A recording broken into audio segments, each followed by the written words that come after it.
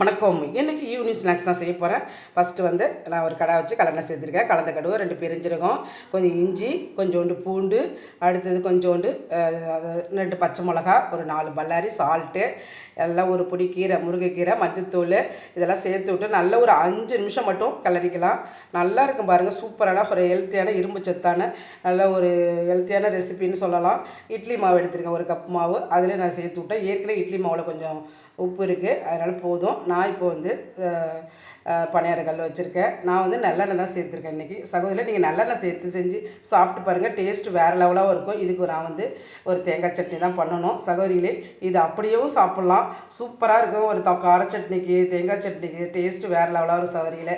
இந்த பணியாரம் நீங்களும் இது மாதிரி செய்து பார்த்துட்டு எனக்கு கமெண்ட் பண்ணுங்கள் சகோதரிகளே. இது வந்து சிம்மிலே ஒரு 10 நிமிஷம் வேக வச்சு எடுத்துட்டாலே வந்து ரெடி ஆகிடுச்சு பாருங்கள் சகோதரிகளே.